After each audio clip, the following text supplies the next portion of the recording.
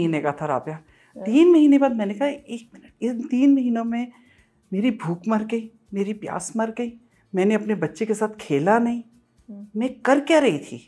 रोने के अलावा मुझे कोई काम नहीं था। एक्सक्यूज़ मी, ठहर जाओ। फिर मैं अपने ससुर के साथ बैठी और उन्हें मैंने कहा, भाई साहब ये क्या चल रहा है? तो उन्होंने मुझे ये दास्तान बताई कि बेटा इसका ये तरीका है। मैं कहा ओके सर। उसके बाद हमने अपना हर चीज़ ही चेंज कर ली। इवन ये कि मैंने उस टाइम भी कहा था, मैं कहा भाई अगर आपने शादी करनी है तो मैं ये दोस्तियाँ और बाहर के रिश्ते, इन चीज़ों के बजाय मैं ये कहूँगी निकाह, प्रेफरेंस निकाह। मेरी तरफ मत कभी उंगली उठे कि जी मेरी बीवी ने मना किया हुआ, मैंने नहीं किया हुआ। निभाओ, करो और निभाओ, खर्चे उठाओ 2 बीवियों के। तो उसी हंसी मजाक में ये बात हुई और हमने कहा हाँ जी कर ले, बच्चे मायने रखते हैं, बच्चों के लिए थोड़ा सा इशू होता है। और हमने कहा कि मैंने अपने बच्चों से बात की, मैंने कहा बात यह है कि या तो बाप मनो मिट्टी के नीचे चला जाए बेटा। मेरी पॉजिटिवनेस तुम्हें यहाँ से समझ में गई। आसिम का एक्सीडेंट हुआ, उसके बाद मैंने इनको गाड़ी दिखाई बच्चों को, तो ये डर गए अब्बू। मैं कहा अगर वो मनो मिट्टी के नीचे चला जाता तो तुम उसे हाथ नहीं लगा सकते थे, छू नहीं सकते थे, उससे बात नहीं कर सकते थे, तो उसको देख नहीं सकते थे। तो अल्लाह की करनी है कि वो जिंदा है, तो शुक्र मनाओ, तो उससे क्या फ़र्क पड़ता है? हम एक और बंदा अपनी फैमिली में ले आते। बच्चे आपके कितने बड़े थे उस वक्त? बड़े थे, बेटी वॉज लाइक अराउंड 15। उसने समझ लिया हाँ, समझ ली थी। हाँ, और बेटा 13 के करीब।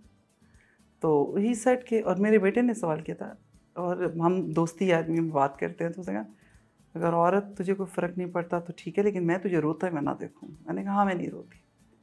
तो उसके बाद से हमने अपनी, लेकिन बड़ा अच्छा रहा वो भी सारा सिलसिला। लेकिन यहाँ एक बात ऐड करना चाहूँगी, मैं हमेशा ये कहती हूँ, मैं लोगों को ये पता है कि मेरी 2 बेटियाँ 1 बेटा, नहीं, मेरी 2 बेटियाँ और 2 बेटे। एक बेटा आसिम की दूसरी शादी से है। और हैरत की बात यह है कि जब वो हुआ तो तकलीफ़ मुझे होनी चाहिए थी, लेकिन मुझे नहीं हुई थी, उनकी अम्मा को ज़्यादा हुई थी। बट मैंने उसे एक ही बात की थी उसके पैदा होने पे, मैं कहा तुम जितना मर्ज़ी चाहो इसको मेरे बच्चों से ना मिलने दो, मैं एड़ी चोटी का जोर लगा दूं अपने बच्चों को इससे ना मिलने दो, ऐसा हो ही नहीं सकता। तुम और मैं बाहर वाले हैं, ये एक ही खून है, तुम कुछ नहीं कर सकोगी। तो एक काम करते हैं, इनको एक रहने देते हैं। तो फिर बस वो एक हो गए। और अब ये चीज़ है कि वो अपनी अम्मा को कहता होता था बड़ी मामा के पीछे छुप जाऊंगा, बड़ी मामा के पेट में छुप जाऊंगा अगर मुझे कुछ कहा तो अभी भी आया हुआ है। और माशाल्लाह अब तो बड़ा हो गया और हमारे घर का हिस्सा है, हमारे बेटा है, और मेरे बच्चे उससे बहुत प्यार करते हैं।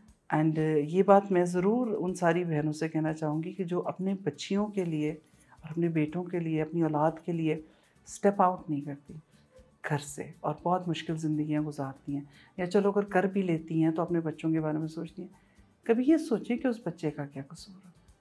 उसका कोई कसूर नहीं है।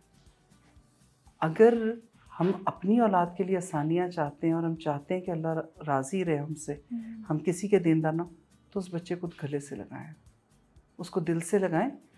बाकी रिश्ते चलते रहते हैं। जब एक चीज़ ही ख़त्म हो गई, बात ही ख़त्म हो गई, तो उस पर क्या रोना। और अब ये होता है कि हमारे घर में एक वो, और आप जब ये सब कुछ करेंगे तो आप देखेंगे कि अल्लाह आपसे कितना राज़ी है और आपकी चीज़ें कितनी बदल जाती। मेरे घर की सारी चीज़ें बदल गई, मेरा उठना बैठना मिलना जुलना हर चीज़ बदलता चला जा रहा है, सिर्फ शायद उस पॉजिटिवनेस की वजह से। मेरे पास एक्चुअली अल्फाज नहीं है कि मैं क्या कहूँ। ये एक ऐसा टॉपिक है और एक ऐसी रियलिटी है जो माशरे में एग्जिस्ट करती है, लेकिन शायद हम नज़र उठा के या चुरा के साइड से निकल जाते हैं। लेकिन जब आपने इस बात का जिक्र मुझसे किया तो, और हमने डिसाइड किया कि हम इससे बात करेंगे, और मकसद ये नहीं था कि कोई हम सेंसेशनल किस्म का एक मसालेदार प्रोग्राम आपको पहुँचाएँ। अल्लाह जानता है कि ये नीयत मेरी भी थी और आई थिंक सलमा की भी थी। जैसा मैंने कहा, ये एक रियलिटी है कि दूसरी शादी, और वो अलाउड भी है और बहुत जगह लोग करते हैं। तो अब इसको हैंडल कैसे किया जाए, उस पर आप क्या कर सकते हैं, क्या पॉइंट ऑफ व्यू रख सकते हैं? और आई थिंक सलमा ने अपने एक्सपीरियंस से हमारे साथ ये बात शेयर की। उससे ज़्यादा मुझे जो बात बहुत अच्छी लगी, जो एक्चुअली मैं कुछ दिन पहले पता नहीं कोई ड्रामा देखते हुए मैं सोच रही थी कि उस औलाद का तो कोई कसूर नहीं है, उस औलाद का तो कोई कसूर नहीं है जिसको सज़ा दी जाए, जो उसके माँ या उसके बाप ने किया, जो भी सिचुएशन हो, गलती हो नहीं हो, लेकिन वो तो खुद इस दुनिया में किसी के साथ ज्यादती करने ना आया है ना आई है। तो आपने ये बहुत खूबसूरत बात कही है कि हाँ, एक जीती जाती ज़िंदगी के साथ आपके साथ ज्यादती हुई तो आप उनके साथ ज्यादती ना कर दें। ये बात 100% है। और इसमें सबसे बड़ी सीख जो है ना, वो आपकी औलाद आपको देती है। देखिए, पहली बात तो ये कि अगर मेरे साथ मेरे किसी रिश्ते की मिसअंडरस्टैंडिंग है, इवन ये कि मेरी बहन की हो जाए, तो मेरे बच्चों को, मेरे हस्बैंड को या उसके हस्बैंड को या उसके बच्चों को इजाज़त नहीं है बीच में बोलने की, और उनके रिश्ते आपस के ख़राब नहीं होंगे। ये हमारा एक तरीका है ज़िंदगी जीने का। इसी तरह अगर मेरी और आसिम में कोई बात हो गई है तो मेरे बच्चों का कोई काम नहीं बनता बाप से लड़ने का, ठीक है। बात है तरीके से चलने की। इसी तरह जब बच्चा है बीच में, तो फिर आपका बच्चा आके कहता है तुम तो माँ हो ना। आई रिमेंबर मास के वर्ड्स, तुम तो माँ हो, तुम्हें मैं बिल्ली का बच्चा देता हूँ, तुम पाल लेती हो। मैंने कहा यस, ये तो बात है, और I am proud of him. मेरे बच्चों पे मुझे बहुत फ़ख्र है, अल्हम्दुलिल्लाह। अल्लाह उन्हें ज़िंदगी से तंदुरुस्ती रखे, क्योंकि इतनी अच्छी और पॉजिटिव सोच कोई नहीं रखता। ये बहुत बड़ी बात है, आप सही कह रही हैं। बच्चे खुद एक दूसरे के अगेंस्ट हो जाते हैं। और आप किस तरह कर सकते हैं? मेरे घर में मेरा भाई है, ही इज़ डाउन सिंड्रोम, वो अपने टेंट्रम्स थ्रो करता है, सब कुछ करता है, लेकिन आई नो दैट कि आज मेरी आंखें अगर बंद होती हैं तो उसको संभालने वाले बहुत सारे हैं, क्योंकि उन्हें पता उनका मामू है। तो अल्लाह आपके लिए करता है आसानियाँ पैदा करता है, इसमें कोई शक नहीं। इतने ज़िंदगी में उतार चढ़ाव देखे, और जब सोचा कि अब ज़िंदगी कुछ संभलेगी तो एक और चढ़ाव आ गया। तो अल्लाह से कभी शिकवा किया, या क्या आपने तवक्कुल को कैसे टूटने नहीं दिया? इसका जवाब देती हूँ बहुत ज़बरदस्त किस्म का।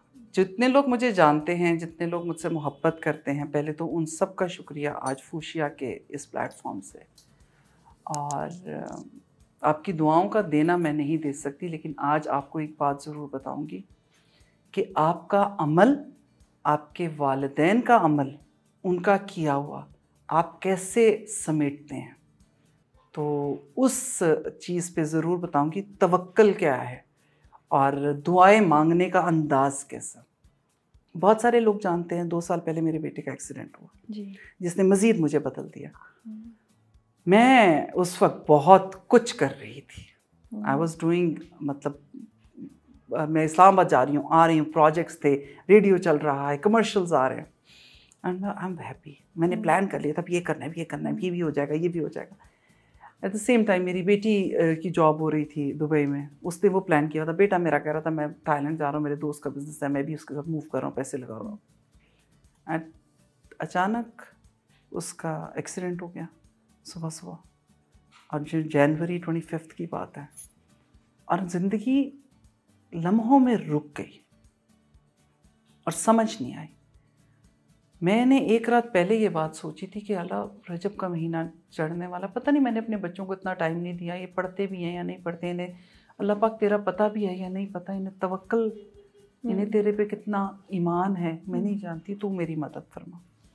सो भाई ये हादसा हो, हादसा होने के बाद वो जो एक वक्त आके ठहरा और हम हॉस्पिटल तक पहुँचे, और मैंने अपने रब से यही कहा कि अल्लाह तू बस देने वाला, तू, मैं तुझे यही गुमान करती हूँ। ये कभी बड़े मज़े के आराम से आप लोगों को मज़ीद बताऊँगी इसका, लेकिन मैंने अपनी बेटियों का तवक्कल देखा उस वक्त मैंने उनका ठहरना देखा। मेरी बड़ी बेटी ने आके कहा नहीं कुछ होता, जहाँ डॉक्टर्स ने जवाब दे दिया हुआ था। मेरी बहन 7 समुंदर पार अमेरिका में बैठी हुई खुद तड़फ रही थी, हम 2 बहनें, और मेरे पास और कुछ नहीं। मैंने सुबह सुबह उसको फ़ोन किया, मैं कहा ईशा जाए नमाज पे बैठ जा, क्योंकि मुझे ये पता था या तो मैं दुआ कर सकती हूँ या वो कर सकती है, और कोई नहीं कर सकता। और उस वक्त जिस कंडीशन में हम लेकर गए उसे, और जो हालात हुए, मास्कोमा में चला गया, आप यकीन जानो मेरे अल्लाह ने मुझे मेरा ईमान मेरे सामने लाकर खड़ा कर दिया। मेरा यकीन मेरे सामने, कौन सा शख्स था जिसने दुआ नहीं की? मैं किसी को नहीं जानती थी इस शहर में, सिर्फ चंद लोगों को जानती हूँ जिनसे मिलती हूँ, उठती हूँ, बैठती हूँ, बच्चों के दोस्तों, कौन नहीं था वहाँ पर। एंड उस टाइम मुझे लगता था जैसे अजीब सी बात हो रही है। जो आता था ज़ियाउद्दीन में आके मेरे लिए दुआ करता था, मेरे बच्चे के लिए दुआ करता था।